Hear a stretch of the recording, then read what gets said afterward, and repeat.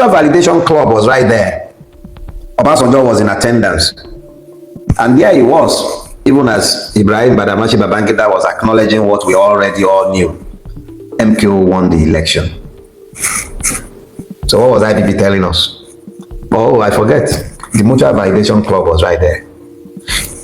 The Jagaban of the universe, who today sits in Aso Rock, a beneficiary of Abiola's sacrifices, was also sat there. Oh, and don't worry, I'm sure Mr. Peter Obi already knows exactly what I think of his attendance at that gathering. This is Dele Farutimi speaking. Please, I would like you to watch this video to the end. You know, a couple of days now when IBB decided to tell Nigerians already know the truth about June 12th election, the winner. So that has revealed a lot of secrets in Nigeria.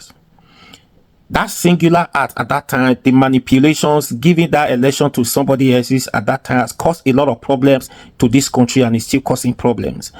So now, please take your time, listen to what Dele Farutimi said on this video. Very, very important. You know, the election is just around the corner, and some of them are already campaigning now. You see them going everywhere now. So they are already campaigning. The process is about to officially start. But please watch this video to the end and like, share, comment, and subscribe to this YouTube channel so that you get to see a video like this next time. It is not by accident that for over 2 decades, history was removed from our curriculum. The curriculum is already useless enough as it is. It's graduating engineers that cannot build roads, and you still have to bring engineers from Lebanon, from Turkey, from China, everywhere but Nigeria, on almost all major projects in a country of over 200 million people. We are exporting. Look, don't let me be derailed. Critical point is this: deliberately, almost everybody capable of remembering have found themselves undermined by something or the other. They've either been forced into some form of exile or the other, or they've been bought and silenced. So nobody ever seems to remember anything again. They demand that we must forget. And you know, the thing about our memories, and it is critical that we never ever forget this. The thing about our memories is that they are also the guides to our future. Your memory of what transpired the other time will help you to remember what choices to avoid today. Look, let me share something with you. After the NSAS protest in 2020, I began to observe a very strange phenomenon on my Facebook feed. Facebook was my introduction to social media. And then I noticed something very strange began to happen in early 2021 actually. I couldn't access my Facebook memories. So I had my lawyers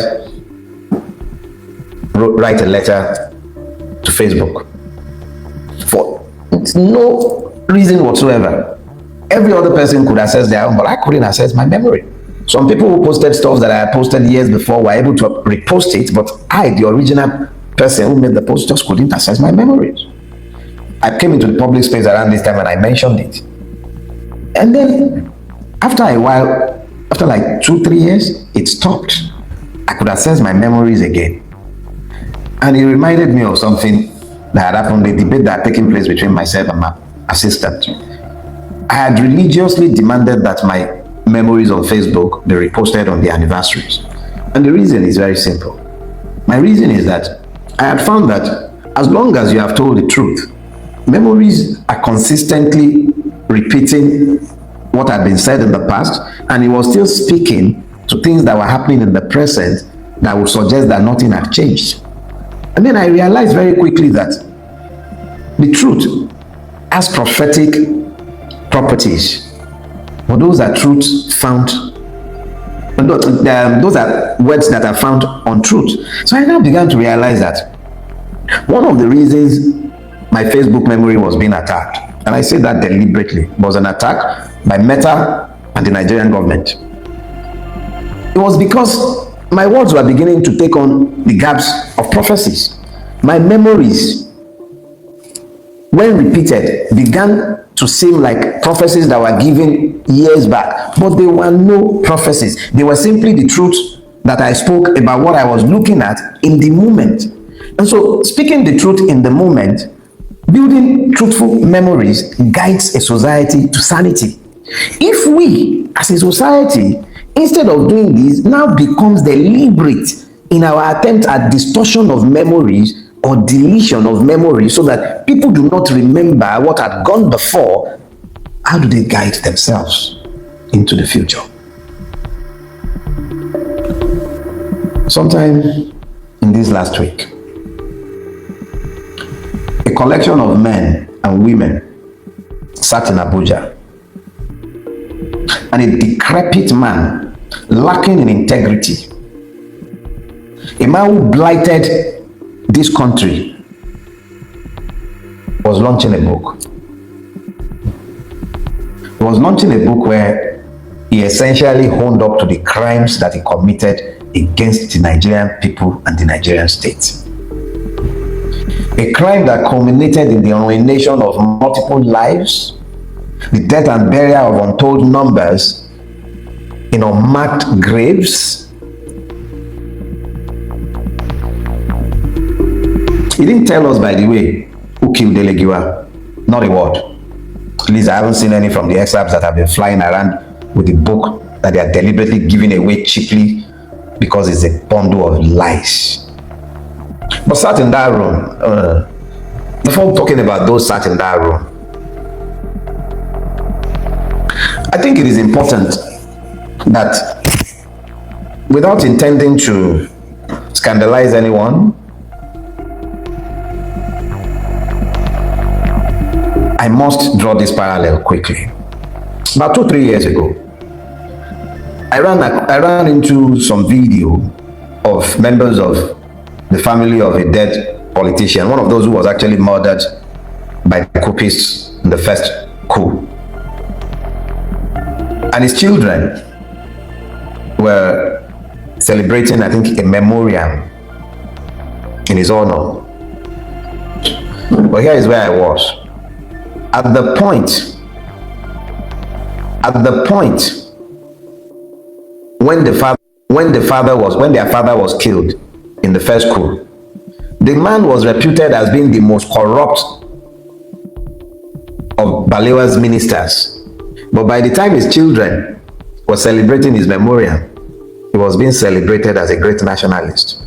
This is possible in a society that has failed to document its history, or that has resorted to a distortion of history,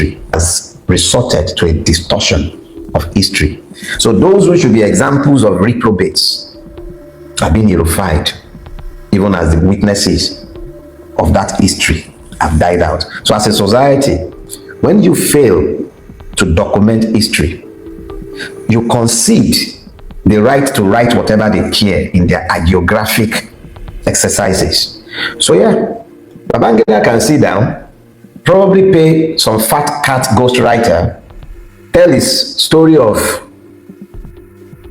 disservice to a people and to the memories of multiple persons whom he disrespected with his many lies, half-truths, and urban legends.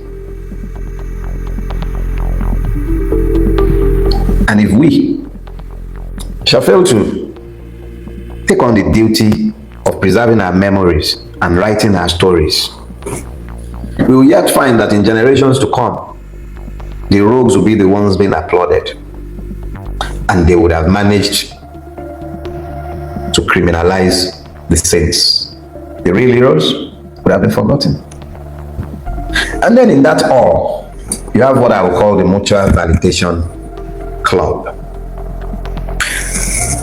One of those, and I'm not talking about written history, I was there as a witness of history. I remember Chief Obasanjo, or shall I say General Obasanjo, in that season, talking about how Abiola was not the Messiah that Nigeria required. And when that Messiah came to power in 1999, stepping on the blood of Abiola, he did nothing to acknowledge the sacrifice of Abiola. He spent 8 years running away from the ghost and shadow of Abiola. And in looking to erase Abiola's memory, it desecrated even the memories of all those who lost their lives in the struggle for the actualization of June 12. The many lies about Abiola began to fly around in those days to justify painting him out. and refusing to acknowledge the sacrifice. So the Mutual Validation Club was right there. Obasanjo was in attendance.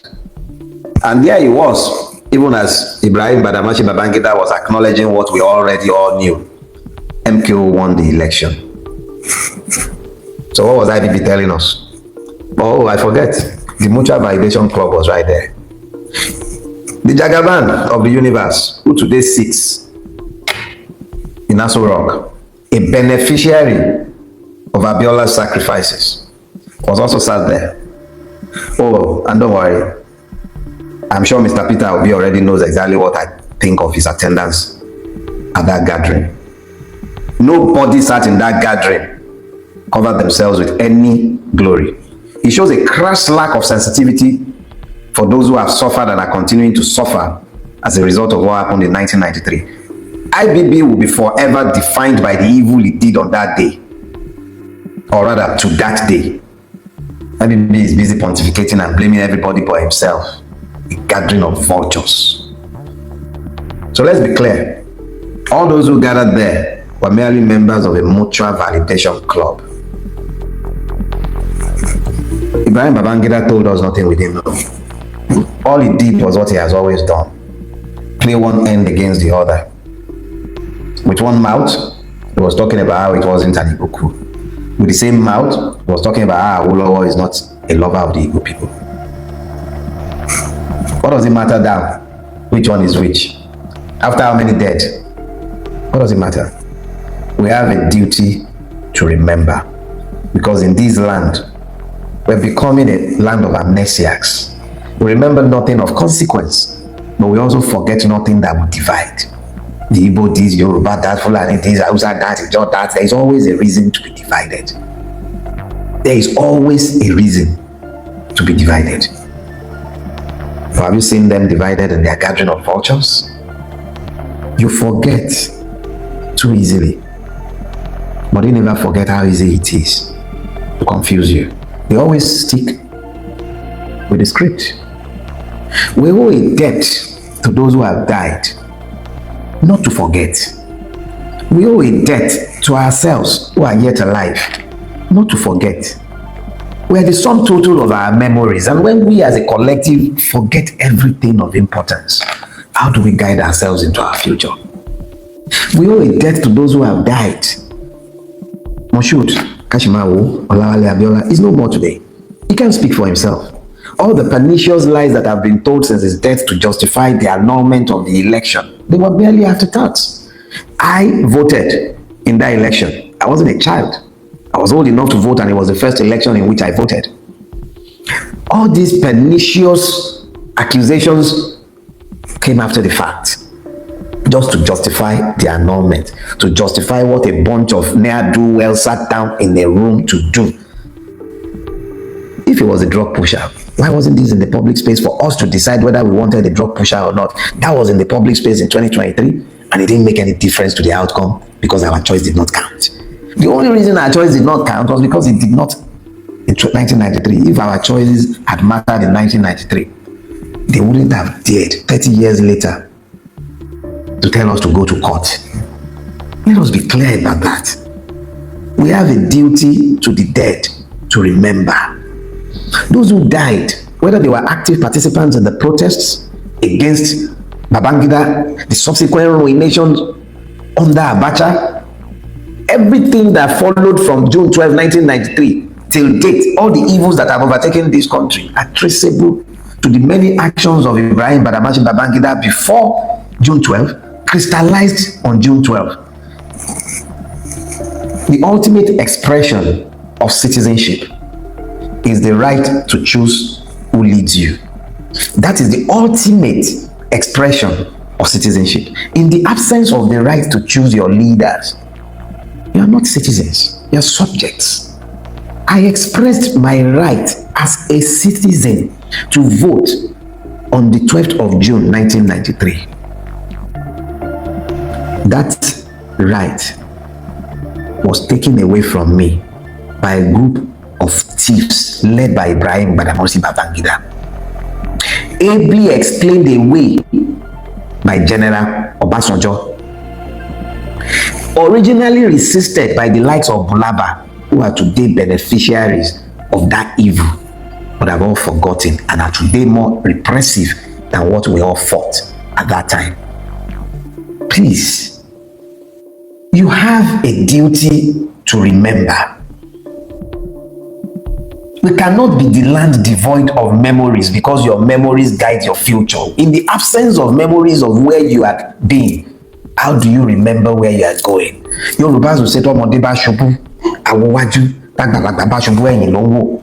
If the youth stumbles, he looks forward. When the elder stumbles, he looks back. The only reason he's looking back is because he wants to know exactly what is it that he just tripped over, given the fact that he's been around the block many times. He should know better. His memory guides him to demand to know why. What is guiding us to demand to know why? Do you really believe that 2023 would have happened if 1993 had not happened? When are you going to make these critical connects? IBB can never repay the debt he owes. Only God will demand recompense of him, because obviously those who have come after him have been even more worse than him. So, make no mistake about it. IBB told no truths that were hitherto unknown. And he admitted to the most controversial of all, only in an effort to subjectify every one of the many lies by which he has defined his life. So move on. If you're looking for truth, stop doubting your own memories. Look for truthful accounts of history, and look for those who will tell you the truth. Do not be the land devoid of memories, but be careful where you read your history. Ibrahim Badamasi Babangida is not a witness of truth, and his place in the gallery of rogues is all but assured. And he said, I will see you all next week. And when you're coming to church next week, come with your tithes and your offering. And before I go, it is critical for all of us to remember this. In the absence of electoral reform, and I mean meaningful electoral reform, one that allows for independent candidacy, one. Two, that demands transmission of results from BVAS to IREV, not at the discretion of INEC, but compulsory transmission. Diaspora voting. Those are the three legs of electoral reform that might make 2027 meaningful. In the absence of that, don't waste your time. Don't waste your time. Even with that, you still have to be vigilant. But in the absence of that, don't waste your time. You see the politicians moving from one party to the other, the political transfer season has commenced. But the only commodity in that market is you.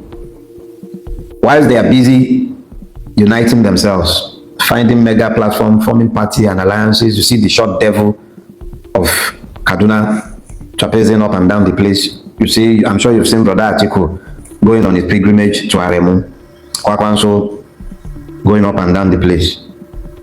All politicians doing their things. Their transfer season has opened. You, the commodities, find yourselves before it's too late. The only way you matter is if your vote counts. Your vote must count. Don't forget that. So I will see you next week. Stay blessed.